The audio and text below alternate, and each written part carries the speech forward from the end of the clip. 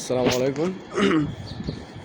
Saudi আরবে যারা বর্তমানে অবৈধ আছেন, যাদের আকামা এক্সপায়ার, তারা চাইলে 18 এপ্রিলের মধ্যে আপনারা নিজ থেকে দেশ ত্যাগ করতে পারেন। সৌদি আরব বিশেষ করে আপনাদের কোনো জরিমানা বা কোনো কিছু লাগবে না। যারা এক্সপায়ার 5 বছর 7 বছর যাই হোক, কোনো জরিমানা বা কোনো টাকা পয়সা লাগবে না।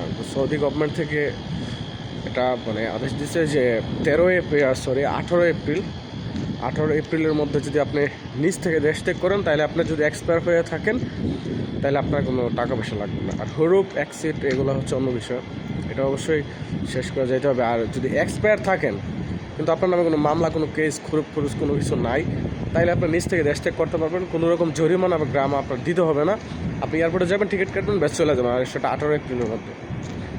আর যদি পুলিশে ধরে যে দৈরা পাঠাতে চায়, তাহলে কিন্তু অবশ্যই আপনাদেরকে জেল খাটতে হবে। শাস্তিস্বরূপ জেল খাইটা পরে আপনাদেরকে যাইতে হবে, ঠিক আছে? তো যারা অবৈধ আছেন, আশা করি তারা ভেবেচিন্তে দেখবেন।